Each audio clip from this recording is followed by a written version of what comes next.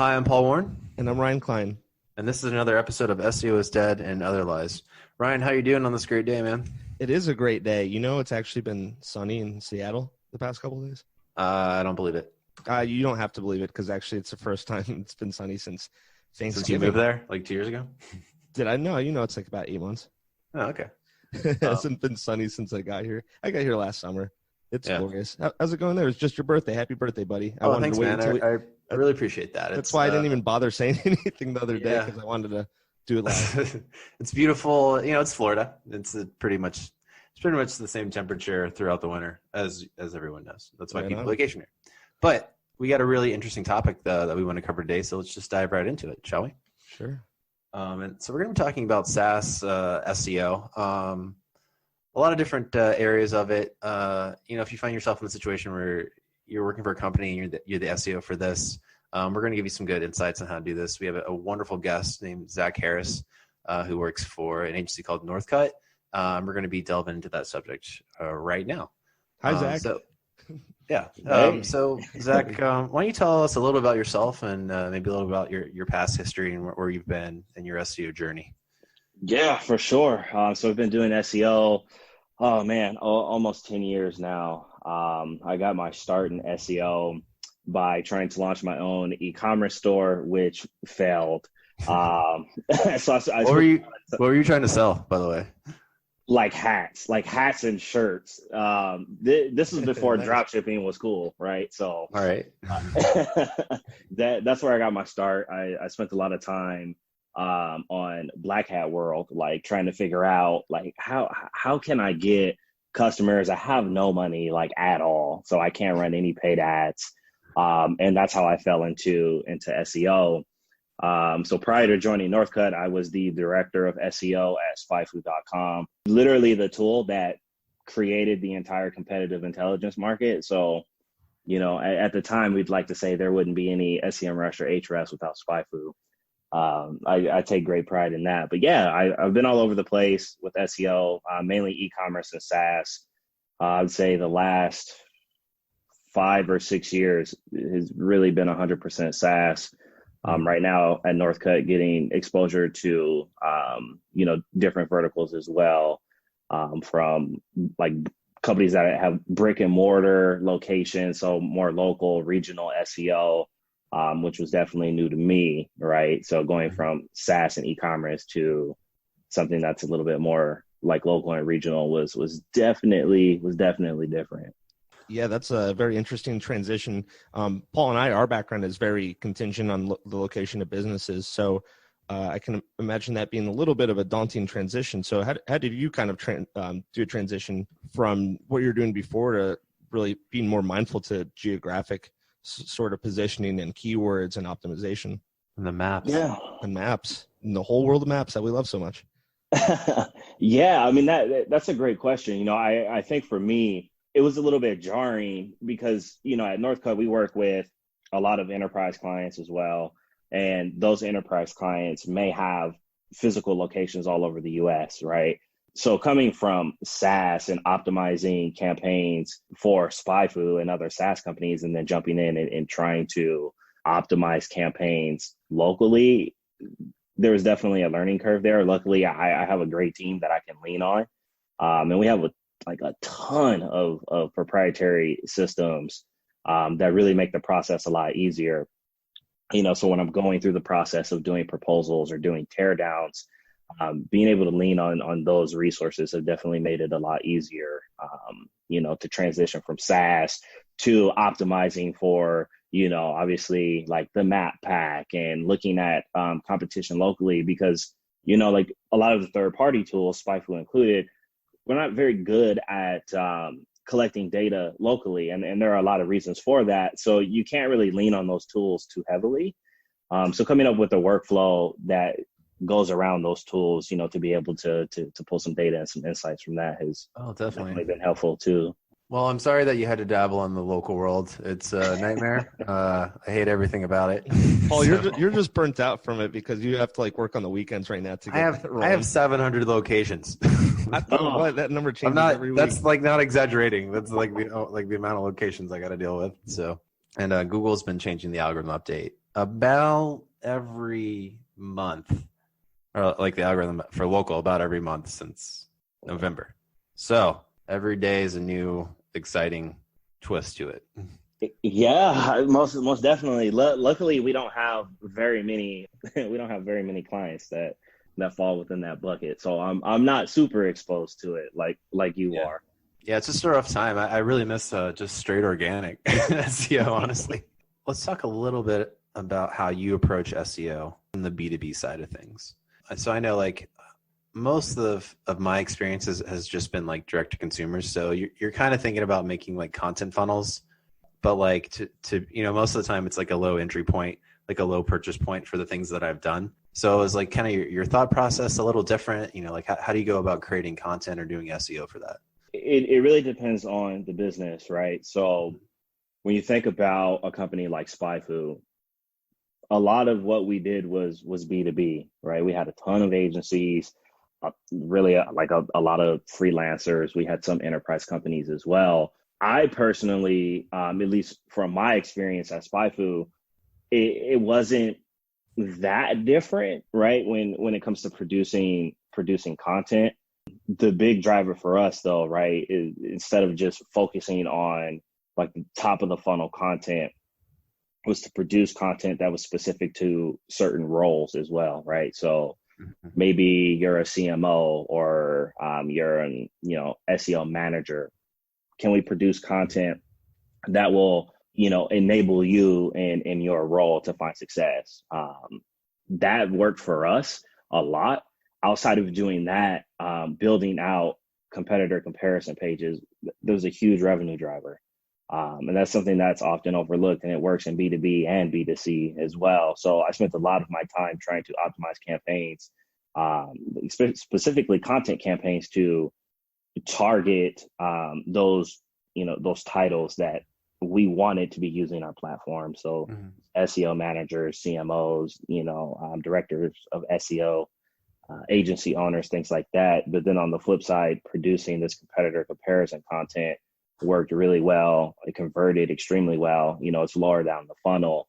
And I've noticed, at least lately, a lot of B2B companies following the same approach of pushing out competitor comparison pages. And when you're doing that, are you doing like individual pages, like you versus SEMRush, you versus Ahrefs, you versus Moz tools or whatever that is? Or is it kind of just like a chart for all of them all together, and you're attempting to kind of optimize for everything versus? Yeah, so you want to take an individual approach, right? I've seen the approach where it's just kind of like, hey, this is us against everyone. My opinion with SEO, right, is that you have to have either a very clear business goal or a very clear ranking goal behind everything that you do, right? Like I am not a fan of vanity metrics, right? So like anytime I talk to someone, it's like, yeah, we can get you more traffic, and this was literally the same conversation that I had at Spyfu with the team. Yeah, we could get more traffic, but if that traffic doesn't convert, like it doesn't matter, right? We have to make money. At the end of the day, we have to make money. When we started to build out the campaign, we wanted to make sure that we had these competitor comparison pages, or these alternative pages, for every single one of our competitors. So SEMRush would have its own page, Ahrefs would have its own page, Moz would have its own page, Raven tools. I mean, there's hundreds of tools, right?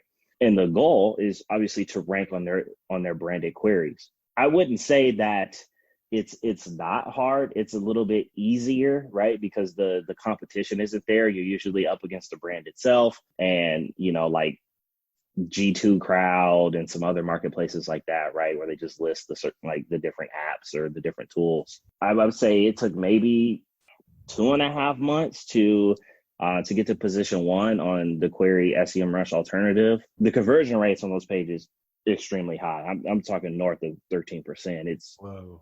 It's ridiculous. It's like, and when you approach it, right, like you don't want to trash your competitor, right? It should be a very transparent look at both of the products. Because a lot of times, you'll run into that situation where you'll see a competitor comparison page. I just saw one yesterday, and you're just taking just unnecessary jabs at your competitor. And to me, that doesn't do a great job with conversions. Yeah, I feel like you just kind of want it to be impartial, right? I mean, like you're putting here's the information, here's out here, you make your decision on it, as opposed to sort of having a spin to it. Do you feel like content like that does a good job on its own, like building links for itself? Not really. I know at Spyfu, at least for the SEMRush alternative page, it has zero links. Okay. Things may have changed, but the last time that I was there, we didn't have any links at all to those pages. So I did a lot of page rank sculpting to make sure I was passing page rank to that alternative page. I just felt like it would be hard to build links to it just because of the nature of the content.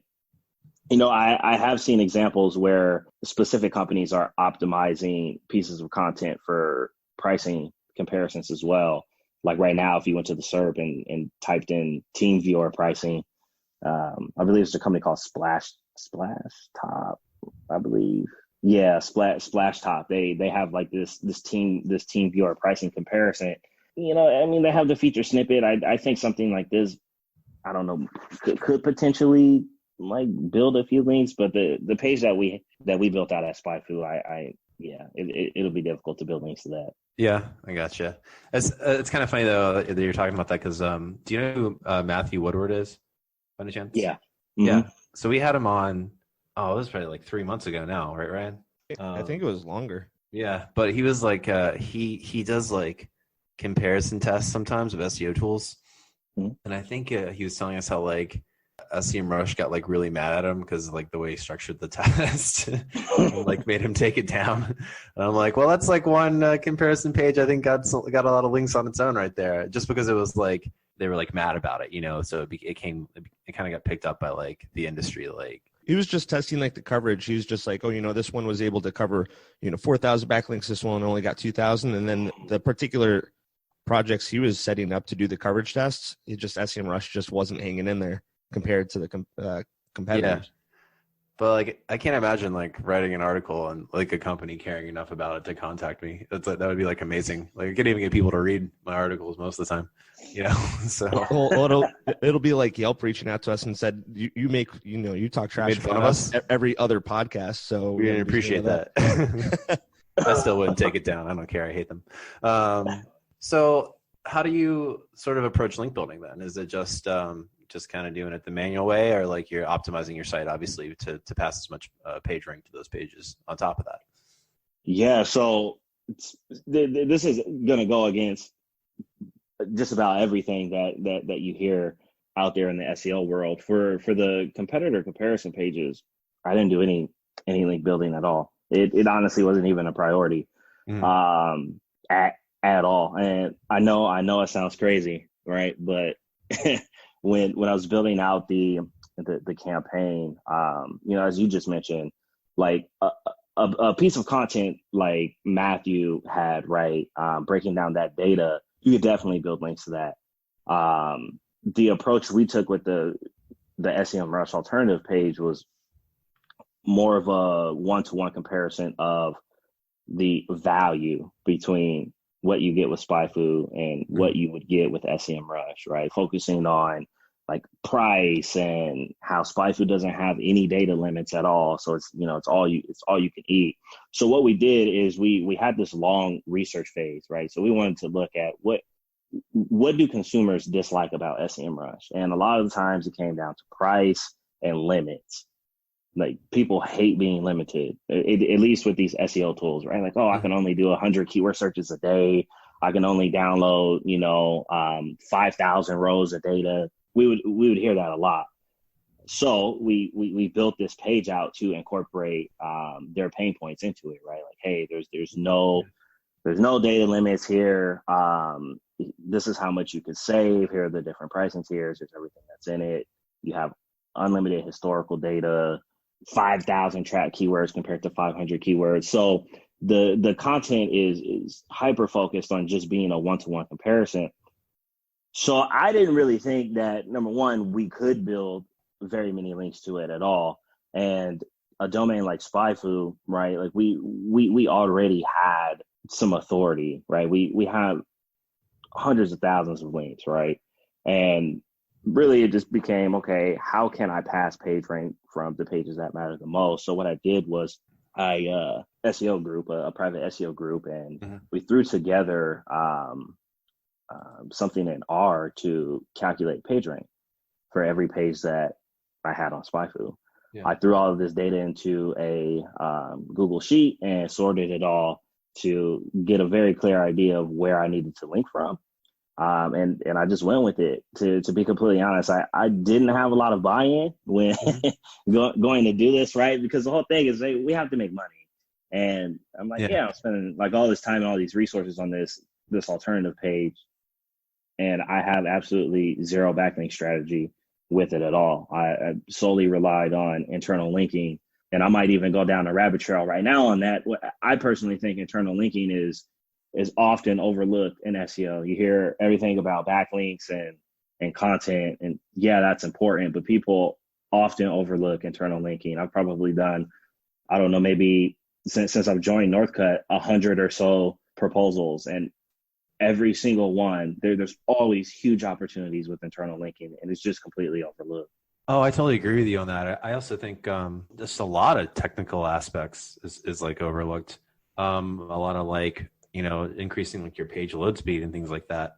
I mean, we've had some really technical SEOs on here before, but I think like people are just uncomfortable with like the amount of time and effort it takes to like really figure that kind of stuff out. Like how to like appropriately make like silos, like link silos for like your content and just like architecture and things like that. And so I think a lot of it kind of gets pushed to the side. I mean, we talk about internal and external linking quite a bit. We also have seen from making on-site optimization adjustments for people's websites that linking out to authoritative places that definitely match the topic of what we're discussing on the page is a form of building authority, because you're referencing authoritative places to support the content you have on the page. So we totally support internal, external linking. And if it needs to be meticulously done, especially on important pages, then it needs to be done. I wanted to mention one thing about link building. So Zach, it kind of sounds like, you were kind of in a cushy, privileged 1% of websites that just kind of get a lot of great links on their own. A lot of us, other people don't have that privilege, but that's fantastic, and that's a great position to be in. When you're a famous SEO tool, you're gonna get links already, man. It's just gonna happen. But my question about that is because I'm just messing, by the way. We don't have the luxury all the time, but when you're in that position, are you still like kind of still checking where you're getting links from? Because if you're in that position and you're putting out content, you are going to be naturally getting backlinks. That's like the end goal of every SEO, to have a website that puts out content that naturally gets backlinks. Were you still like kind of monitoring that specifically and kind of, being able to see if you could maybe get further opportunities from particularly authoritative websites that were linking to you? Yeah. So, one of the first things that I did when I joined the company was I took a deep look at all of our backlinks and all of the pages that we had indexed as well. The majority of all of the backlinks that we had were all going to either the homepage or our results page, right? So with any SEO tool, if you go and you type in whatever keyword, I don't know, apple pie or whatever, it'll return results on that, right? Mm-hmm. Most SEO tools don't allow those pages to be indexed. That was not the case at Spyfu. All of our pages were being indexed. So if you search for apple pie or Lowe's.com or anything, all of that was being included in the index. So we had a bunch of index bloat, and all of our links were either going to those pages or to the homepage. And I'll never forget this. One of my very first suggestions was, hey, we should de-index about 500,000 pages. The looks on everyone's face is like, what the hell are you talking about? Like, what? Like, no way. But the traffic that we were getting from those pages, they weren't converting. The links that we were getting from those pages were just terrible. So while Spyfu did have, a lot of authority in being a famous SEO tool, when we built out content, especially for the blog, we didn't get a lot of links to the content itself. Mm-hmm. So we did have to come together and, take a look at, okay, where can we get links from? Can we do any sort of for example, like podcasts? Are we not included in resource lists? And a lot of the times we weren't included in resource lists. So that was a huge opportunity for us because everyone's talking about Ahrefs and SEMRush, and Moz had this resurgence, but they weren't talking about us. So while some of these other tools, especially like a tool like Ahrefs, they crank out content, they get links automatically. At Spyfu with our content, we weren't in the same boat. I mean, we had a ton of links to the homepage, but I definitely spent a lot of time looking, for linking opportunities, specifically with our content and our product pages. I would say I spent maybe 45% of my time doing that. You said earlier that your conversion rate's like 13% for those types of pages. Yeah. Yep. Which is amazing because like if I get something that's like 8%, I'm like ecstatic, right? What do you do after like conversion happens? Like, do they kind of go into like a drip campaign, like email wise? Like, how do you kind of retain them afterwards? That's a really good question. We had this year of retention at Spyfu, and during that time, we built out onboarding flows because we really didn't have any like onboarding flows to teach users how to use the tools and kind of assist them like, hey, go this way to we have data which what tools do we have that are sticky, right? So we kind of want to guide them towards those tools. So we built those out. We always had email drips going, and they definitely help for us, and I think all SaaS companies should do this. You should take a really, really, really deep look at your customers and directly ask them, right? So do user interviews. We did user interviews, actually brought in Joel Klecki, which is he's a conversion copywriter, and he helped me go in and do this conversion audit, and we conducted internal interviews. We sent out surveys to all of our customers. So, I mean, thousands and thousands of customers to really get an idea of what do they want, right? First and foremost, what do they want from the tool? What are we not currently providing? What can we do better? What's their title? Why did they sign up for Spyfu versus SEMRush or the other alternatives out there? And we took all of that data. That data helped us build out like the onboarding flows and change some of our copy around the site and how we present data. Before I moved on from the company, they were building a new SEO tool, which is out now. So they completely revamped the keyword research tools. All of that came directly from that user feedback. So while I don't have insight to the numbers now, I know before I left, we definitely cut churn just by that conversion audit. I kind of want to go back to one thing that you mentioned before. I want to look at the process just for our listeners. So you sort of mentioned when you're creating these comparison pages that you do a little bit of research of kind of what people in different levels in a company are at. Like maybe you look at like a C-suite person, like the stuff that they're going to look up, or maybe the person is an SEO manager. So how do you kind of do that research? Like how do you sort of get into the mind of that person and come up with terms or for things that like those people are going to be searching? To be completely honest with you, a lot of that came from the audit that I just mentioned, right? And conducting those user interviews. So when we sent out the survey was super short. It was like 7 questions, I think. Mm-hmm. We just spun it up using Typeform, and I think maybe the 3rd or 4th question was about their role. So we are able to compile all of that data, right? And then so you at least had like current customers and stuff, or that you could send that after. So I'm kind of wondering, like, how would you approach it if like you didn't have, let's say like you're starting from scratch, right? Or like you're at a startup, you don't really have a lot of customers to go after. How would you approach that? Yeah, I mean, first I would look within my own network, right? Like, do I know anybody that maybe is an SEO manager or a CMO? If I don't, like, Twitter is a great place to connect with people. I am not the type of guy who goes out and goes to networking events and things like that. But I've been able to meet a ton of amazing people on Twitter, and a lot of them are in SEO, whether they're SEO managers or CMOs or director level. I've been able to virtually rub shoulders with them on Twitter. So a lot of times I would honestly just shoot messages on Twitter as well to get an idea. So before we even ran with the conversion audit, I would look on Twitter, okay, who do I see who's like being a champion for Ahrefs or SEMRush? Like, well, let me talk to them. Like, why is that? What do they see in those tools that they're not seeing in Spyfu?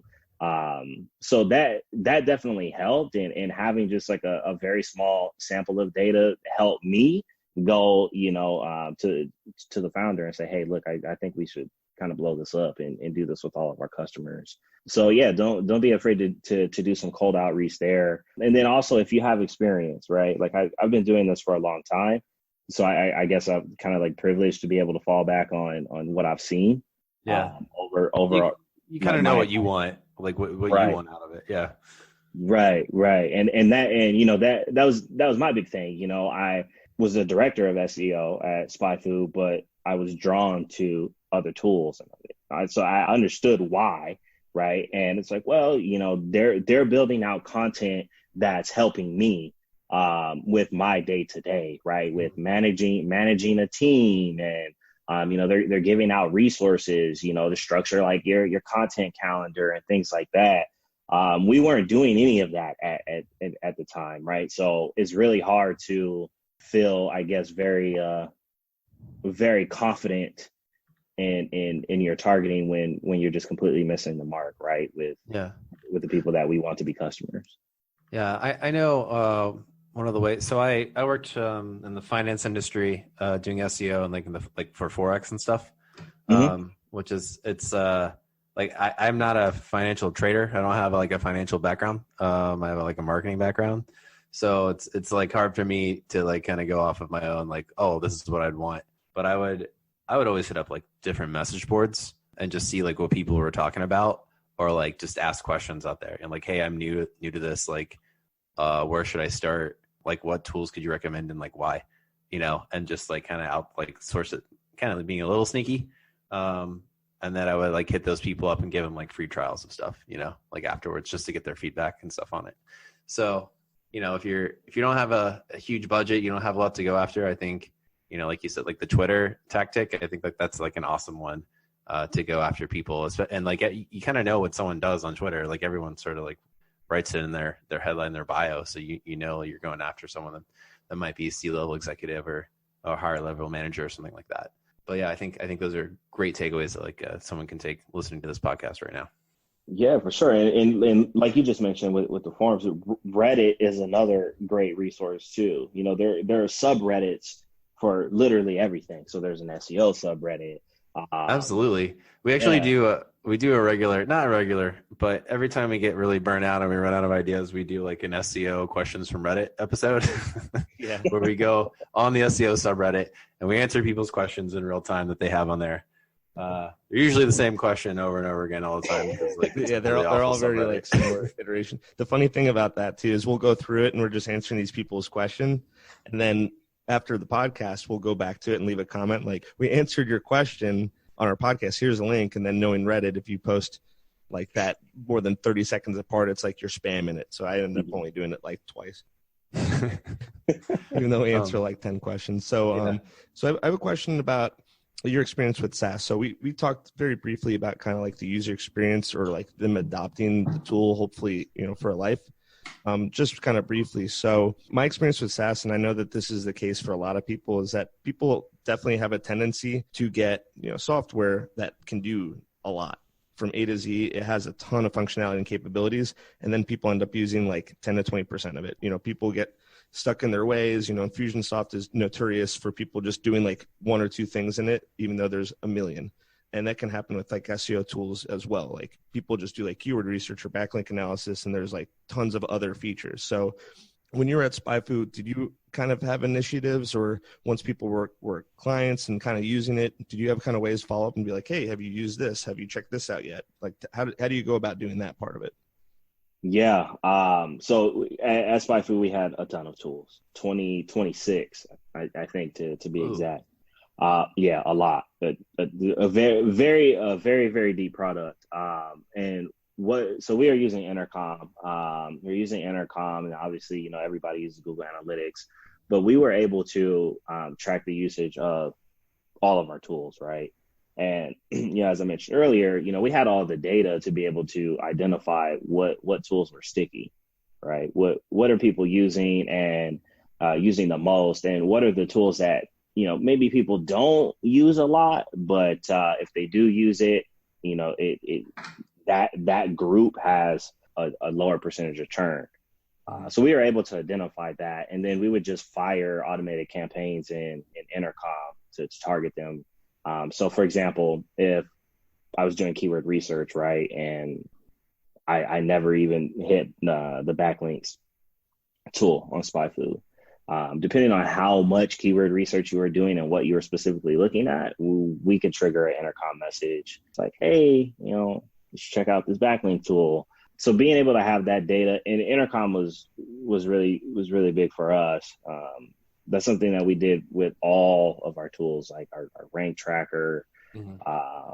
You know, having an idea with what are they doing? Are they downloading keywords? What they're downloading keywords? You know, what are they doing with it? Obviously, we didn't have data on that because it was just downloaded to a CSV.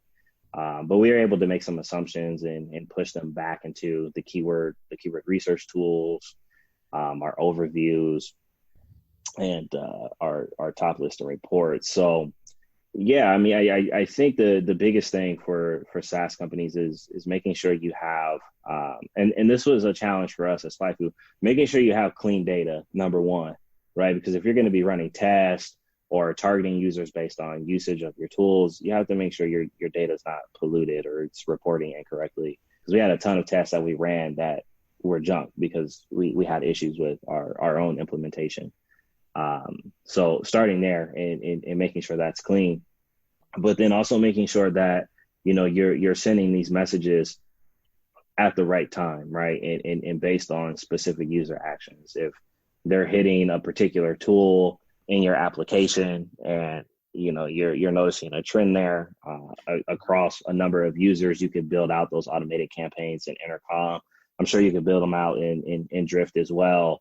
And taking the approach of being helpful, right? Like, hey, see that you're doing XYZ. Did you know that we also have ABC that can make your life easier? That approach worked really well for us at Spyfu. All right, so I know we're kind of getting close to wrapping up here, but I have two questions I definitely want to get your opinion on. One, do you still think Spyfu is the best competitive tool in the SEO industry?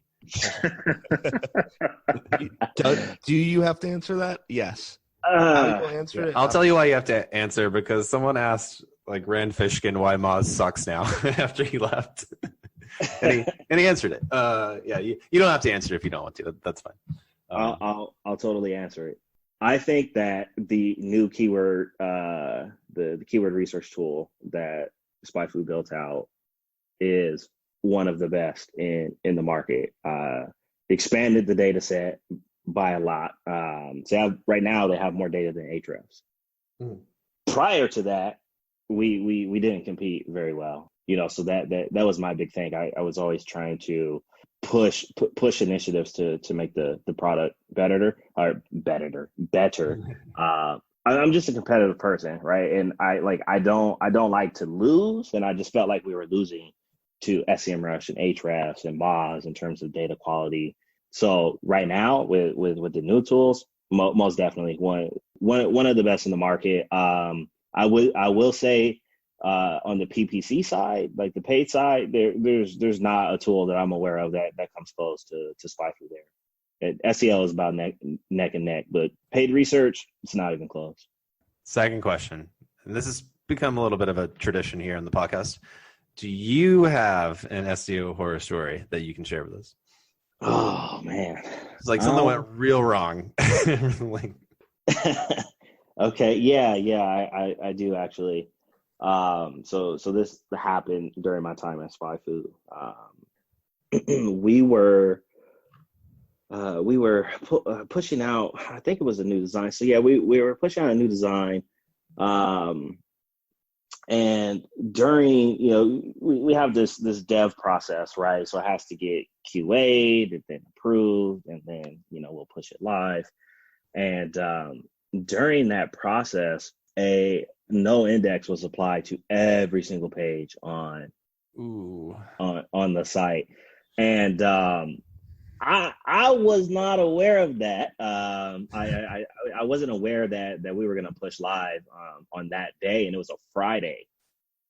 So it goes live. I leave. I think I left at 2 p.m. Go over the weekend, come back on Monday, and I'm like sales are like way down. Like what is going on? And I start to communicate with the devs, like, hey man, what's happening here? And I start running a crawl, and I'm just like, oh my gosh, we have a no index on every single page. That was not the first time that happened either. Man. So being able to catch it that time was. I'm glad we caught it early, because the time that happened prior to that was bad. I mean, we went months. That was before I was in the role there. Yeah.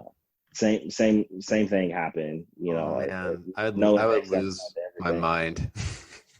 Oh, it was not good. And that the founder at Spyfu, he always had anxiety about using the no index after that. He's like, no, we need to think of some other way to remove the stuff out the index. And this was before Google made those changes with the robots.txt file, right? Like you could remove pages from the index with the robots.txt, even though they didn't officially support it. But I think it was last October when they finally came out and said, all right, look, we're not going to do that anymore. So now they have to use a no index. It's scary, but you have to just make sure that if you're an SEO, communicate with your dev team and be in the loop with deploy, so you could check everything during the QA process and don't leave early. Man, that's hilarious, because that's exactly what's happened to me in the past. And that's not even my horror story. That's not even on the top 10 horror stories. That just sounds like a quarterly thing that would just happen to me, pretty regularly all the time. Yeah, those devs, they always mean the best, but you never know. Yeah, it's because they're like building it on a staging website, and then they still don't want it to index. You don't want it to be duplicate, so then they index it. Then they actually put it to the main domain, and then they didn't switch it out. So I know where you're coming from. All right. Well, Zach, thank you so much for being on the podcast tonight. We really appreciate it. We hope our listeners got some good gems out of this one. Is there any sites that you want to promote, or anything that you want to put out there? Sure. Yeah, for sure. I definitely want to put out Northcutt, the agency that I work at now. As I mentioned, I've been doing SEO for a very long time, and I've never seen anything as deep as the systems that we have here. So while I consider myself a veteran, jumping in at this role here, I've learned a lot, and I definitely think that we can help a lot of your listeners out there for sure. All right. And so we just want to thank all of our listeners for tuning in. If you like what you hear, be sure to like, share, subscribe anywhere that you see the podcast at. And you can always hit us up at SEOsdead and otherlies at gmail.com if you have any questions. We love to have you guys on, and we love to answer questions, on the episodes. So please hit us up there. And you can also check us out on YouTube. I think Ryan's actually posting some actual YouTube videos. You're podcast now. You're scolding me about the titles and descriptions, and rightfully so. Oh yeah, I was like, "What have you done? This isn't going to rank for anything." Uploaded it so prematurely. Yeah, you just wanted to get it up there, but we're doing a series right now where we're kind of covering like SEO 101. So we got some good content going up there that anyone can check out if you're new to the industry. Well, thanks so much for being on, Zach. I'm Paul Warren. And I'm Ryan Klein. And this has been another episode of SEO's Dead and Otherwise. Goodbye. Bye.